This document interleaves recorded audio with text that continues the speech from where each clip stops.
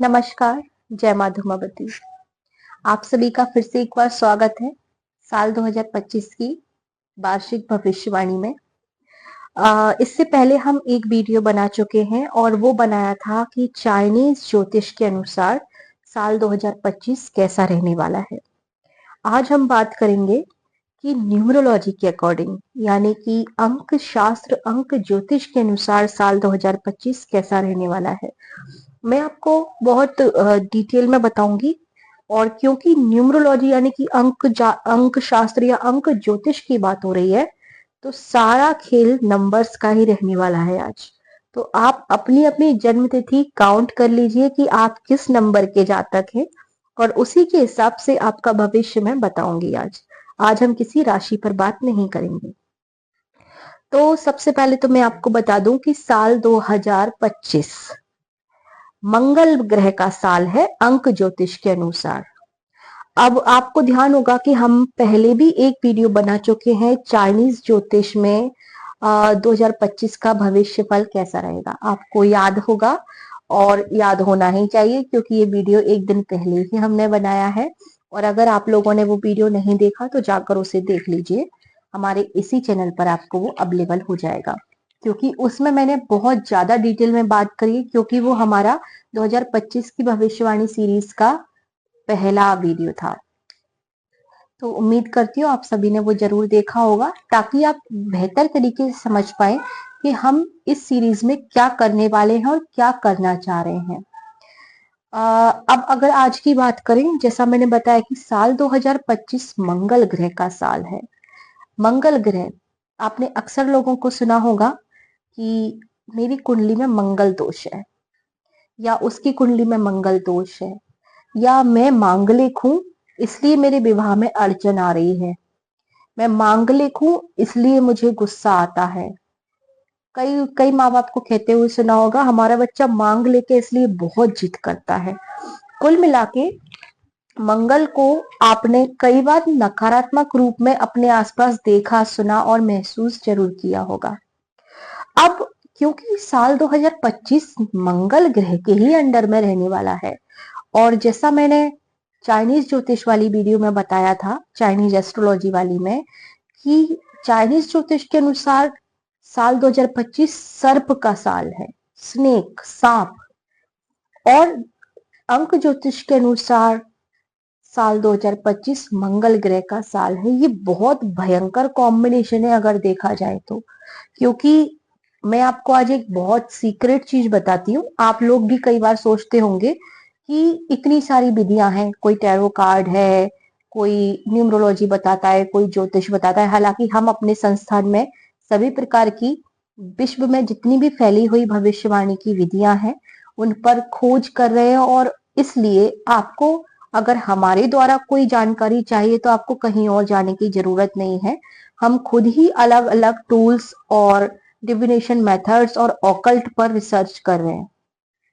खैर, ये तो हो गई हमारे वर्क की बात, लेकिन आप लोग कई बार मन में सोचते तो होंगे कि इतनी सारी विधियां हैं भविष्य बताने की, आखिर विश्वास किस पर किया जाए। तो आज इस सवाल का जवाब मैं आपको देती हूं। आप सभी पर विश्वास करिए, उसका कारण है भविष्यवाणी किसी एक चीज पर निर्भर होती ही नहीं है। अगर आप सोचते हैं कि आप किसी कुंडली विशेषज्ञ के पास चले गए और आपने पूरी बात जान ली, आप किसी ज्योतिष विशेषज्ञ के, किसी अंक ज्योतिष के पास चले गए और आपने पूरी बात जान ली, ये संभव ही नहीं है। सारी भविष्यवाणियों की विधियां एक दूसरे की पूरक हैं। जैसे कि मेरा जन्म हुआ है, मान लीजिए 7 अगस्त 1993 को।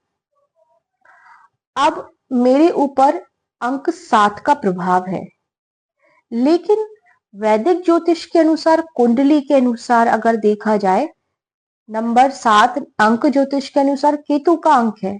तो मैं केतु की पुत्री हुई, एक तरीके से केतु से प्रभावित, केतु से इन्फ्लुएंस हूं मैं।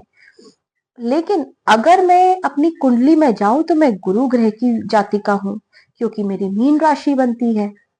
इसी के साथ अगर मैं टैरो पे जाऊं तो टैरो एक अलग चीज हो जाती है, क्योंकि वो भविष्यवाणी की विधि नहीं है टैरो। टैरो एक मार्गदर्शक है। टैरो भविष्य नहीं बताता, टैरो मार्गदर्शन देता है, आपको टिप्स देता है कि आप सही हैं या गलत हैं। असमंजस की स्थिति में आपको चीजें चूज करने के लिए सही डायरेक्शन देता है। तो टैरो की बात थोड़ी सी अलग है, हालांकि वो बहुत एक डीप चीज है, उसको भी हम जानेंगे, क्योंकि जैसा मैंने बताया रिसर्च कर रही हूँ, तो मैं आपको बहुत बेसिक चीजों से बेसिक हद तक बता सकती हूँ वो चीज, लेकिन वो फिर कभी। तो ये मेरे हिसाब से ये क्वेश्चन आपके माइंड में आज से क्लियर हो जाना चाहिए कि भविष्यवाणी की विधियां अलग अलग नहीं है, सब एक दूसरे की पूरक है, लेकिन उनका जो माई बाप है, जो बेसिक है, वो है वैदिक ज्योतिष। सारी चीजें शुरू होती हैं वैदिक ज्योतिष से, जो हमारा भारतीय ज्योतिष है। बाकी चीजें उसमें एड ऑन हो जाती हैं, वो उसको और ओवर पावर करती हैं।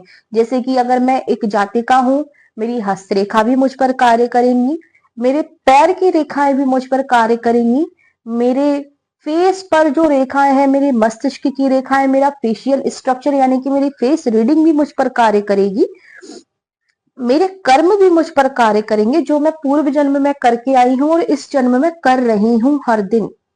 और साथ ही मेरा जो नेम की स्पेलिंग बनेगी वो भी मेरे ऊपर कार्य करेगी, मैं जो सिग्नेचर करूंगी वो भी मेरे ऊपर कार्य करेंगे, मैं जो न्यूमरोलॉजी के अकॉर्डिंग, जैसे मैंने बताया मैं 7 अगस्त यानी कि केतु की जातिका हूं, वो भी मुझे असर करेगा। और यही है पूरा कैलकुलेशन। ज्योतिष को क्यों कहा जाता है कि ज्योतिष गणित से निकला है, क्योंकि ये कोई हंसी खेल नहीं है। हालांकि मुझे ये कहते हुए मैं माफी चाहती हूँ, लेकिन आजकल कई लोग 15-15 दिन में, 7-7 दिन में सेमिनार करवा के ज्योतिष बनवा रहे हैं और लोग बन भी रहे हैं। तो हमको आंखें खोलने की जरूरत है।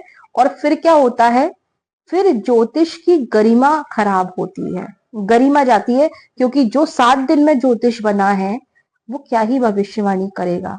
और फिर जो उससे पूछेगा उसका विश्वास किससे हटेगा, ज्योतिष की गरिमा से, कि ज्योतिष तो कार्य करते ही नहीं है, ज्योतिषी तो झूठ बोलते हैं। थोड़ा सा ये, क्योंकि ये क्वेश्चन मेरे पास आया था, मैं इस वीडियो में क्योंकि न्यूमरोलॉजी की प्रिडिक्शन करने आई थी, लेकिन मेरे ये 2-3 क्वेश्चन थे जो स्पेसिफिकली लोगों ने मुझसे पूछे पर्सनल मेल पर, तो मैंने इनका आंसर आपको यहाँ देना जरूरी समझा, ताकि आप लोग थोड़ा और क्लियर हो पाए। अब अगर साल 2025 की बात करें, जैसा मैंने बताया कि चाइनीज ज्योतिष के अनुसार सांप का, सर्प का साल है, और अंक ज्योतिष के अनुसार मंगल का साल है, यानी कि ये साल भयानक भयंकर रहने वाला है। क्योंकि हालांकि हर चीज के पॉजिटिव एस्पेक्ट भी मैंने बताए थे, स्नेक ईयर यानी कि सर्प के साल के बहुत सारे पॉजिटिव प्रभाव भी हैं, लेकिन नेगेटिव भी हैं। साथ ही मंगल के भी बहुत ज्यादा फायदे भी हमको होंगे, ऐसा नहीं कि नेगेटिव है। लेकिन ये जो कॉम्बिनेशन बन रहा है ना, ये जो संयोग बना है ना मंगल ग्रह और सर्प का, ये थोड़ा सा समझने वाली चीज है, जो मैं आपको आगे एक्सप्लेन करती हूँ। अब जैसे न्यूमरोलॉजी पर आ जाते हैं, साल 2025 मंगल ग्रह का साल है। मंगल ग्रह देखो क्या क्या कंट्रोल करता है, अगर हम बेसिक चीजों से समझाते हैं ताकि आप बेहतर तरीके से समझ पाए। मंगल हमारे शरीर का खून है, मंगल हमारे शरीर का मांस है, मंगल हमारे शरीर की जोश, हिम्मत, साहस है, मंगल हमारा पेट है, और मंगल हमारी त्वचा को भी स्लाइटली यानी कि आंशिक रूप से कंट्रोल करता है। जैसे कि कई बार कुछ स्किन एलर्जी वगैरह जो होती है ना, वो मंगल की वजह से भी होती है। कई लोग बुद्ध के उपाय करते हैं, अधिकतर स्किन एलर्जी बुद्ध की वजह से होती है, कुछ चंद्रमा की वजह से होती है। लेकिन जैसा मैंने बताया कि मंगल हमारी बॉडी में खून है, पेट है, तो जाहिर सी बात है अगर पेट से कोई इश्यू हो रहा है या फिर ब्लड से हो रहा है तो वो मंगल की वजह से होगा। ठीक है, तो जैसे मेडिकल एस्ट्रोलॉजी में जब हम जाते हैं तो हमें इन चीजों पर ध्यान देना पड़ता है गहराई से। इसलिए क्या होता है कि ये पता करना पड़ता है बीमारी किस वजह से हो रही है, एक्सटर्नल एक्सटर्नल प्रॉब्लम है या इंटरनल है। तो ये मेडिकल एस्ट्रोलॉजी की बात हो गई। तो आप मंगल को समझिए, वो हमारा खून है, हमारा मांस है, हमारी स्किन है, हमारा साहस है। ठीक है, अब अगर हमारे आसपास देखें हमारे रिश्तों में, तो जो मंगल है वो हमारा भाई है। मंगल एक पुरुष प्रधान ग्रह है, और अगर सेक्टर्स में देखा जाए तो डिफेंस सेक्टर, प्रॉपर्टी का सेक्टर, मेडिकल सेक्टर और कोई भी ऐसा सेक्टर जहां आग से संबंधित कार्य होता है, कोई भी ऐसा सेक्टर जहां प्रॉपर्टी या मिट्टी से, क्योंकि मंगल को भूमि पुत्र बोला जाता है, धरती माता के पुत्र है मंगल ग्रह। तो अगर कोई कार्य आपका धरती से संबंधित है, जैसे कि भले ही आप खेती क्यों ना कर रहे हो, खेती करना बुध ग्रह का कार्य है, लेकिन उसमें मिट्टी की उर्वरता जो है वो मंगल ग्रह पर निर्भर करेगी। ठीक है, तो इस तरह से मंगल हमारे आसपास की कई चीजों को कंट्रोल करता है। अब जैसे कई लोग बोलते हैं, जैसे मैंने शुरुआत करी थी कि कुंडली में मंगल दोष है, तो जाहिर सी बात है न्यूमरोलॉजी के अनुसार साल 2025 उन लोगों के लिए ज्यादा एक्टिवेट रहेगा। पॉजिटिव वे में भी हो सकता है, नेगेटिव वे में भी हो सकता है, जो लोग मांगलिक हैं, क्योंकि मंगल दोष भी या मांगलिक दोष भी कुंडली में 7 तरीके से बनता है। तो जिस तरह का मंगल है, एक बात और ध्यान रखिएगा, जैसे हम प्रिडिक्शन करते हैं कि फलानी राशि पर, जैसे मेष राशि का ये प्रभाव है, वृषभ राशि पर ये है, मीन पर ये है, लेकिन उसके बाद भी ये जरूरी नहीं है कि वो भविष्यवाणी हर राशि वाले के लिए हर सेम, जैसे कि मीन है तो हर मीन राशि वाले के साथ वो होगा, क्योंकि वहां पर आपकी पर्सनल कुंडली, आपकी पर्सनल, जैसे मैंने बताया, पर्सनल चीजें, क्योंकि आप खुद भी तो एक इंसान है, आपके खुद के अपने कर्म है इंडिविजुअल। क्योंकि फॉरेंसिक साइंस, यानी कि फॉरेंसिक साइंस मतलब वो विज्ञान का ही एक हिस्सा है मेडिकल में। तो फॉरेंसिक साइंस भी ये मानता है, हमने जो आधार कार्ड बनाए हैं, ये आधार कार्ड क्यों बने हैं, क्योंकि पूरी दुनिया में विज्ञान भी ये मानता है कि एक इंसान के फिंगरप्रिंट इंडिविजुअली है, यूनिक है, उसके जैसे दूसरे हो ही नहीं सकते। हमारी आंखों के लेंस भी यूआईडी बनाने में यूज होते हैं, मतलब हमारी आंखों के लेंस सिर्फ हमारे हैं, हमारे जैसे दूसरे ब्रह्मांड में हो ही नहीं सकते। तो ये तो ज्योतिष करोड़ों लाखों सालों से कहता आ रहा है, तो विज्ञान भी धीरे धीरे चीजों को मान रहा है। तो इसी तरीके से मैंने बोला कि जरूरी नहीं है कि मीन राशि वालों के लिए हमने जो भविष्यवाणी करी वो हर मीन राशि वाले पर वैसी की वैसी जाएगी, प्रभाव तो वो रहेगा। अगर गुरु वक्री हुआ है मीन में तो वो रहेगा साभी पर प्रभावी, लेकिन उसकी कुंडली में अगर गुरु नीच अवस्था का है तो उसको नकारात्मक प्रभाव ही अधिकतर मिलेंगे, अधिकतर क्या, पूरी तरह से, क्योंकि वो अच्छे सुधार देने की स्थिति में है ही नहीं। फिर उसके अलग दूसरे ग्रह क्या कर रहे हैं कुंडली में, किस अवस्था में, उस पर निर्भर करेगा। हालांकि माफ करिए मैं विषय से भटक गई, पर फिर भी इस बार मैंने पहले से ही आपको बता दिया है कि मैं बहुत डिटेल वीडियो बनाने के मूड में हूं, ताकि आप लोग गहराई से चीजों को समझ पाए।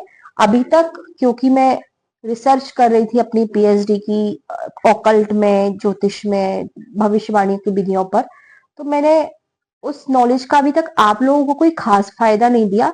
लेकिन अब क्योंकि मेरी स्टडी कंप्लीट हो गई, तो मैं चाहती हूँ कि आपको ज्यादा से ज्यादा मैं वो चीजें दे सकूं जो आपको कहीं और संभव ही नहीं है मिलना।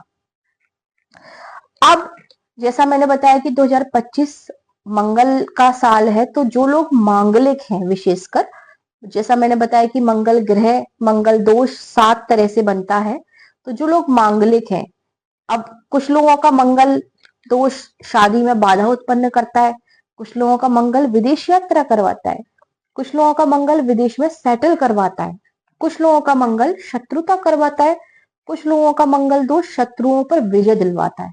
तो ये आपकी अपनी कुंडली पर निर्भर करेगा। अब जैसे बात करें कि भाई अलग अलग जातकों के लिए साल 2025 कैसा रहने वाला है, सबसे पहले तो क्योंकि जो साल 2025 है नंबर 9, यानी कि अंक 9 का साल है, जो कि मंगल का अंक है, तो भाई आप लोग जो जिनका जन्म महीने की 9, 18 या 27 तारीख को हुआ है, उनका तो भाई ये आपका साल है, आप जो चाहे वो करिए। मंगल आपको साहस देगा, सफलता देगा, विदेश यात्रा देगा, और हर तरह से आपको सफलता मिलने वाली है। पर आपकी अपनी कुंडली में मंगल की स्थिति क्या है, उस पर भी ये चीजें निर्भर करेंगी, इसीलिए मैंने अभी ये स्पीच दी पूरी डिटेल में।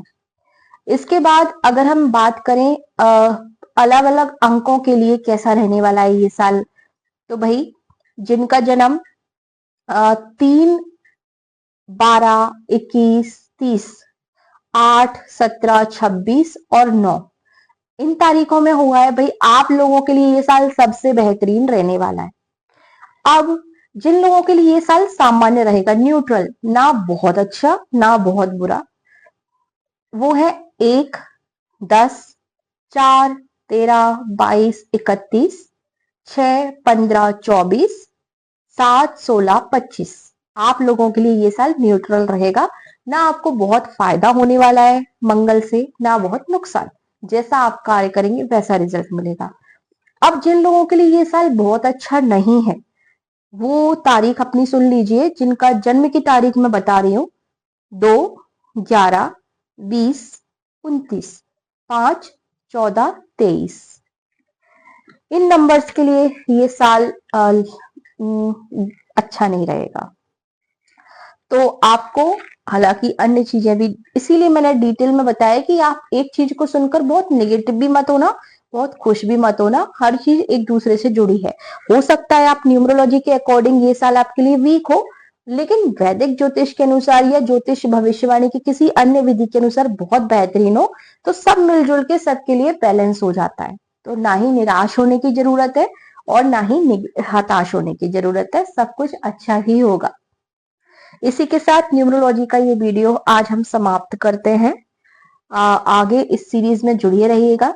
मैं कोशिश करूंगी कि जल्दी से जल्दी आपकी राशि की बारी आए, क्योंकि इस वीडियो के बाद अब हम शुरू करेंगे हर राशि की भविष्यफल, अलग अलग भविष्यवाणियों की विधियों में। उम्मीद करती हूँ इस न्यू एडवेंचर के लिए आप सभी तैयार हैं। आप सभी को माँ दुमावती खुश रखें, आशीर्वाद दें, और आपकी जो भी समस्या हो उसके लिए आप हमसे जुड़ सकते हैं। जय माँ दुमावती।